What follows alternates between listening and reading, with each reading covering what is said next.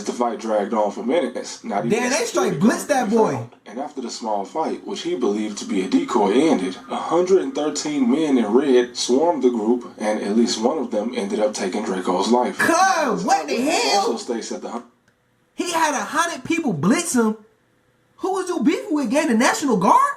What the hell? 113. A firearm belonging to PNB Rock was recovered from the scene, but it was reportedly still in his waistband, and him not being able to pull it out lines. That means they must have upped that bitch fast as hell. That as soon as the 17-year-old robber got the jewelry off of both parties, he just began firing. Now there are many questions raised in a situation like this, because masks, rent cars, buy plane tickets, and hotel rooms all on a company card, and then do something like this in Beverly Hills. I like to think that at least one person that don't make no sense at all. Be smart enough to know that this.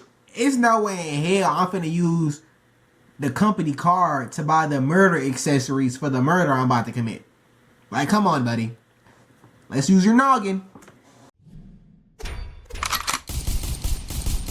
Grrr. What's going on, Jimmy fam? We back with another video. You already know what it is. You already know what to do, man. Today we gonna be talking about the worst murders out of LA by rappers, bro. No cap, bro. LA might be glitz and glamour on the screen, but that shit be getting grimy in LA, I ain't gonna lie. So we finna check it out and see what's popping. So y'all like, comment, subscribe. Let's hop right into the video. From fist bumping the guy that will take your life less than an hour later. Damn! To being swarmed by over 100 of your ops after they disarm your security. 100 ops? Brother, I'm moving out the state.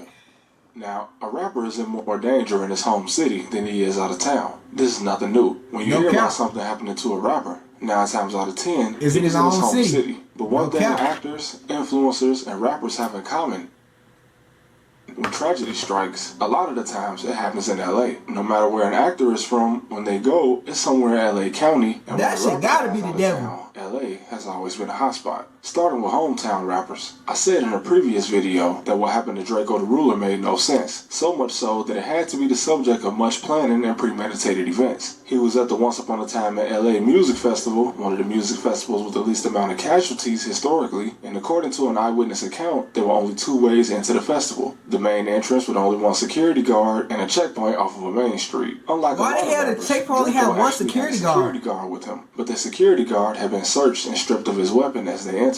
Once Draco and his brother Ralphie were inside the festival grounds, 6 guys in ski masks dressed in all red threw insults at the group.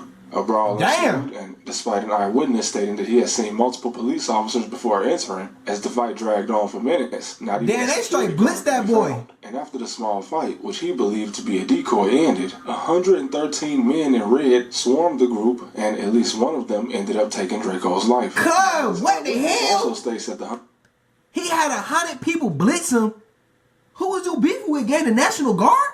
What the hell? 113 attackers all took off their red hoodies and ran away at the same time. There were only 2 entrances. And it took place in son, that's insane. $1 million stadium. All of the cameras that must have been there to capture every moment, and no one has ever been identified. And Draco was a street guy, and this is usually how these things end. But for all of his attackers to come and match your red hoodies, why even take them off? You mean to tell me that all of these guys touched these hoodies and left them at the crime scene, and 4 years later, we still know nothing? Now, believe it or not, 100 different subjects is crazy. New York ranked as the deadliest city for rappers.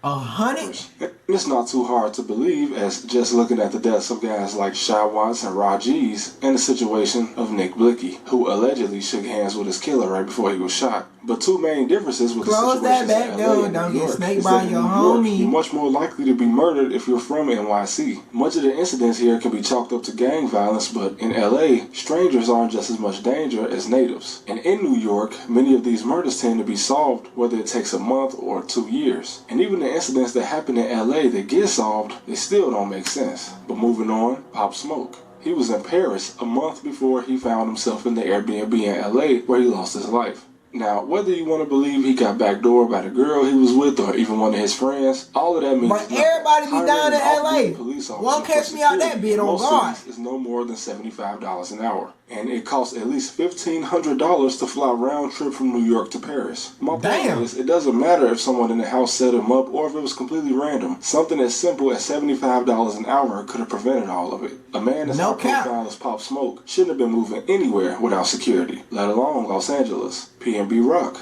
Now, even LA natives agree that going to a Waffle House in South Central LA with just your girl and no security is not a smart move. Not smart at all. Part about the Especially when he was beefing with some Bloods out in LA, and then was like, yeah, I'm finna be in LA. And you riding around with no security, and it's just your gun.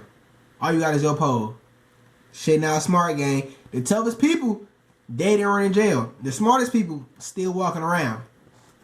According to law enforcement, this is PNB Rock fist bumping the guy that called the killers in as he stands in line. Now, people get robbed every day, especially in LA. But a very small percentage of these turn fatal, and they usually only take a turn like this once the victim does something crazy like reaching for the assailant's weapon or their own. Now, a firearm belonging to PNB Rock was recovered from the scene, but it was reportedly still in his waistband, and him not being able to pull it out lines. That means they must have upped that bitch fast as hell. That as soon as the 17-year-old robber got the jewelry off of both parties, he just began firing. Now, there are many questions raised in a situation like this, because this is not a normal robbery. Taking over $200,000 worth of jewelry from a rapper is not something that usually ends like this. Oh God, bitch, I would just ran off with the lick. Rappers get their jewelry taken all the time. Some file insurance claims, some just take the loss, and some just pay people to get it back for them.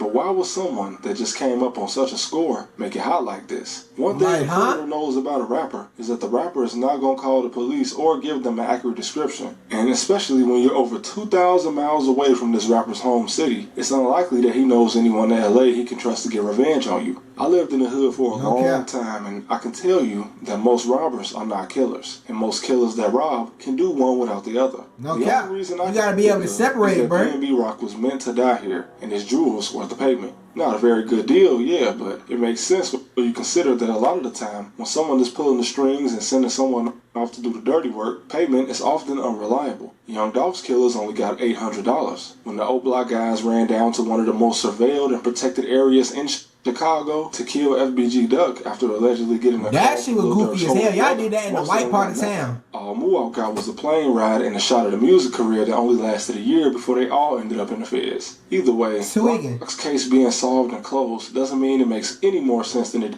did before. Now moving on, there's only so much that I can say on the open Fed case, and also with Lil Durk, it seems that the feds might have rushed a few things, which is why we see a superseding indictment, and instead of being charged with murder for hire, he's now being charged with stalking resulting in death. But with all the co-conspirators on this case, one of them, number 4, is alleged to be a California resident, and according to the feds, he's also the one that passed on the information that Quando Rondo was in LA. Now, just as a disclaimer, everyone is innocent until proven guilty, and with how stupid it would be to buy gloves and masks, rent cars, buy plane tickets and hotel rooms all on a company card, and then do something like this in Beverly Hills, I like to think that at least one person that don't make no sense at all. Be smart enough to know that this. It's no way in hell I'm finna use the company card to buy the murder accessories for the murder I'm about to commit. Like, come on, buddy. Let's use your noggin.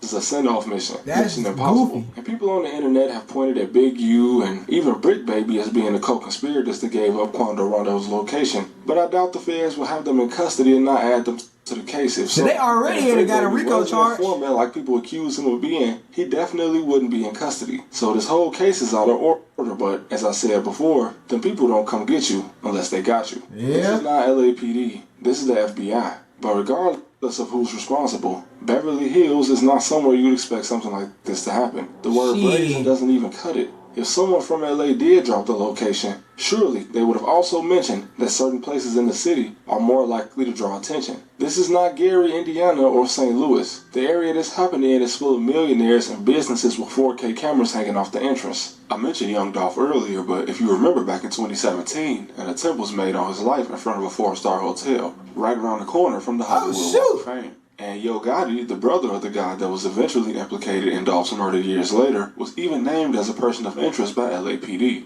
But this went nowhere. Dolph got into an argument with 3 unnamed men before being knocked to the ground, and one of the suspects produced a weapon and fired several shots. Damn, Dolph! One guy from Tennessee, most likely Memphis, Tennessee, was arrested, but he was also later released without any charges. And of course, in the following years, LA will see the death of Nipsey Hussle and many more. R.P. Nip, and now man. with Big U in custody, there's been a lot of talk about his connection to the incident at Nipsey's store, but the feds move at their own pace, so we'll get more information on that when we do. But a scary fact I came across is that the Los Angeles County Department of Medical Examiner is known as the coroner of the stars. And it's been called that for a while because, as I said at the beginning, this is where a lot of famous people have died. Now, a lot of this is just because... Now, shit simply gotta be these the people devil, live in bro. LA. The devil It's at the hard capital work of the in world, LA. but there's also a lot of famous people that moved to Texas and Puerto Rico due to the tax status of those areas. Why anyone would willingly move to California and pay that state tax, I'll never understand. And the coroner's office also has a gift shop, which is the exact type of dark humor I don't like. And another reason I'm scared of Nigga, LA. huh? And no, this is not a gift shop started by some California small business used to capitalize off the popularity of the coroner's office. This is actually the gift shop of the medical examiner. As there is a market for this type of thing, just think of all of the people that go Who the hell buying this celebrity's shit? house when they pass. It's also a very overworked office, as with only about 260 employees, they have to handle the roughly 60 to 80,000 deaths in LA County each year. They do handle the whole LA County, which is more populous than 40 states, but if you ever become famous, keep your trips to LA short. I'm sure Oh, bro, when we go up on this YouTube shit, anyway. don't catch me out in LA. Huge. You can be 6 hours away from LA and still be in California, so just remember that. I'm from a big city, so my rule is anywhere that I move cannot be bigger than the city that I'm from. Why? Well, because it takes too long to learn a city, to find all the good food, all the places you should avoid, and all the low-key spots you should visit. And LA is bigger than my home city, so that's off the list for me. I like to go to Malibu one time, but I honestly don't know if I can even afford to spend a full day there. Anyway, thanks for watching as always, and thank you guys for Man, shout out Trap University, bro. They always got some good videos for us. I ain't gonna lie, bro. I think, bro, in my opinion, bro, I think the devil lives under LA. No bullshit. No cap. It be too much evil, too much death, too much just BS going on out in LA, bro. So when I get rich, boy, catch me out Texas, Florida. Shit, I might move to Idaho on your ass. No cap. Get 100 acres. You feel me? Mules and donkeys and shit. You understand me? But hey, man, if that's the video, I appreciate you for watching. Like, comment, subscribe to 1,000 subscribers. Tap into my second reaction channel, JBsiah 2, link in the description. Tap into my clothing brand, JungleBredClothing, link in the description. Man, y'all stay out of the way, get you some money. All love, JBsiah, we out.